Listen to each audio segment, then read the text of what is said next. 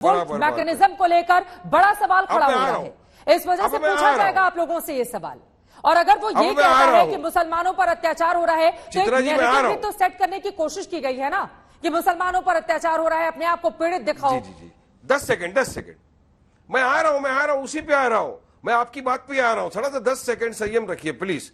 अब हमने खंडन कर दिया, लेकिन वहीं पर क्या कभी मोदी जी ने खंडन किया जो नरसिंहान महापंचायत के अंदर खड़े होकर मुसलमानों की नरसंहार की बात करते हैं?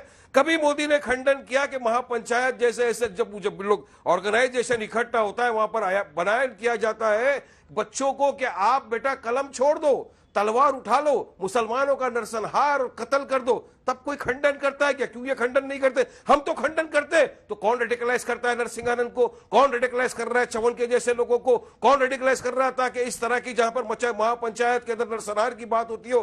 तो ये हमारे देश को किस तरफ लेकर जा रहा है? कितना जहर फैला रही है भाजपा आरएसएस हमारे देश के अंदर। आज हर चीज में इन्होंने बंटवारा कर दिया। भगवा हमारा, हरा तुम्हारा, गाय हमारा, बकरा तुम्हारा। तो कहां लेके जा रहे हैं देश को? जवाब देना चाह रहे हैं, उसके बाद मैं बाकी मेहमानों के पास जाऊंगी। संबित पात्रा जी,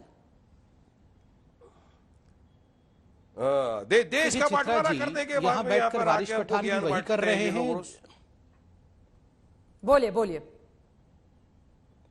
देखिए चित्रा जी यहां बैठकर वारिश पठान जी भी वही कर रहे हैं जो अखिलेश यादव जी और कांग्रेस पार्टी कर रही है।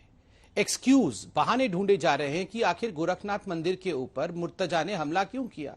आतंकवादी को बचाने के बहाने, क्योंकि यतीश्वरानंद ने कहीं एक हिंदू पंचायत कर दिया, हिंदुओं ने मिलकर कहा कि हम तो यहां कलम छोड़ देंगे, हम तलवार उठा लेंगे, मुसलमानों को मार देंगे, इसलिए लोग अब आतंकवादी बन रहे हैं।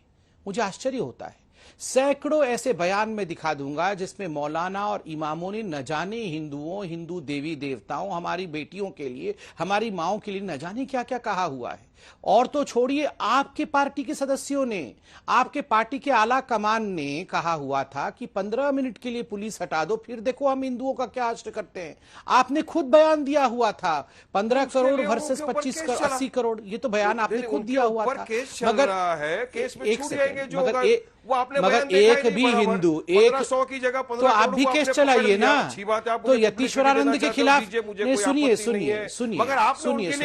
सुनिए, मैं बीच में नहीं बोल रहा था, सुन लीजिए। प्लीज शाब्दिक आतंकवाद मत करिए चित्रा जी, मैं कंप्लीट कर लूं चित्रा जी, उसके बाद ये बोल लेंगे। इस प्रकार से हर तरफ से तो इस तरह के बयान सामने आते हैं ना, और उसको जायज कैसे ठहराया जा सकता है? वो 20 करोड़ बनाम 100 करोड़ वाली बातें भी तो आप ही लोगों की ओर से कही जाती हैं। हैदराबाद से आई थी इस तरह की आवाज, उस पर मैं आऊंगी वारिस पठान साहब। लेकिन एक शख्स जो हमला करता है, सर सुनिए, ये मुद्दा क्यों महत्वपूर्ण है और इस पर डिबेट क्यों की जा रही है? क्योंकि गोरखनाथ मंदिर, जहां के महंत हैं मुख्यमंत्री योगी आदित्यनाथ, उस मंदिर पर अटैक होता है।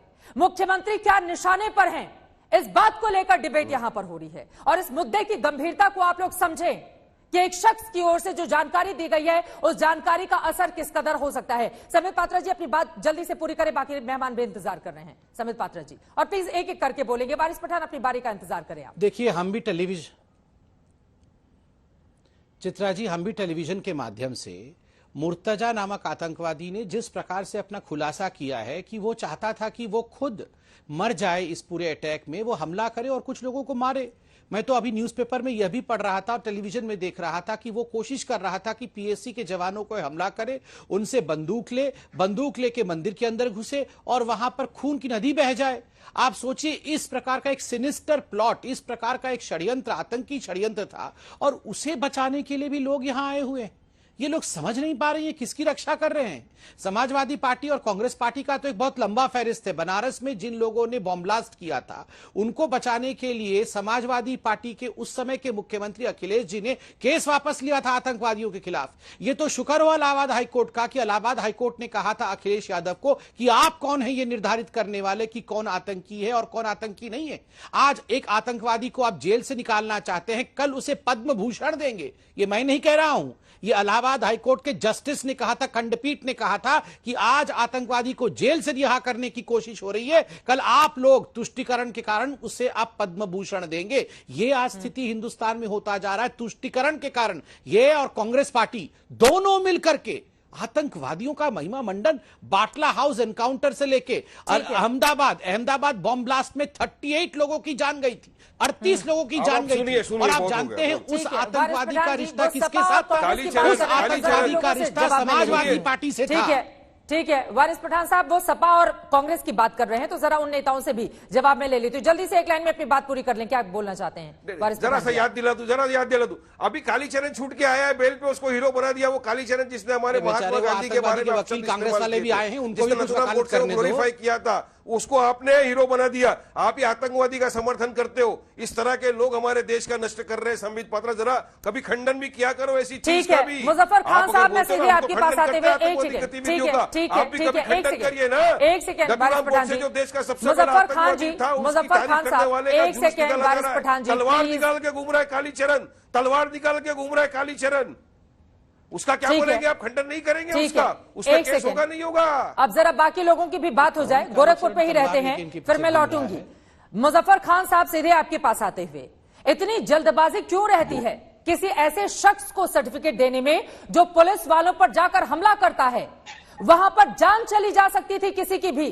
अगर पुलिस वालों ने दिलेरी नहीं दिखाई होती, रक्षा नहीं किया होता, तो वहां पर स्थिति बिगड़ सकती थी। इतनी जल्दबाजी क्यों रहती है आपके मुखिया को ये बताने के लिए कि वो मानसिक विक्षिप्त है? इस वजह से भी उसका ध्यान रखा जाना जरूरी है। ये कौन सी विक्षिप्तता है जो महंगे महंगे लैपटॉप लेकर आईसिस के आतंकवादियों की वीडियोस देखता है? ये कौन सी विक्षिप्तता है जो आतंकवादी बनने के लिए कनाडा के रास्ते वो सीरिया जाना चाहता है और हम उसका समर्थन करते हैं? चित्रा जी, आपने अगर सवाल पूरा कर लिया हो तो मैं बताऊं। देखिए, ये बात मेरे नेता आदरणीय अखिलेश यादव जी ने जो कही है कि अगर कोई मानसिक रोगी है और उसके पिता से बात करने में ये पता लगा, तमाम देश के लोगों के सामने उसके पिता ने बताया कि लंबे समय से वो दिमागी तौर पे बीमार है, तो चित्रा जी, अगर कोई दिमागी तौर पे बीमार है, उसका इलाज होना चाहिए, नहीं होना चाहिए? ये समाजवादी पार्टी का पक्ष है कि एक वो व्यक्ति जो सीए का आंदोलन चल रहा था, एनआरसी के विरोध में शाहीन बाग में लोग बैठे हुए थे और वहां आकर के सीधा सीधा पब्लिक के ऊपर फायर कर दे, उसको दिल्ली पुलिस लेके जाती है। वो आतंकवादी नहीं था, उसको केवल 8 दिन में जमानत मिल जाती है। वहीं दूसरी तरफ आपको न्याय व्यवस्था को देखना पड़ेगा। पुलिस जो है वो संविधान को किस तरफ लेके जा रही है, आपको ये समझना पड़ेगा। अरे सरकारें अपने हिसाब से पुलिस को चला रही है। सामने आया है, अब तो कुछ छिपाने की जरूरत नहीं है ना।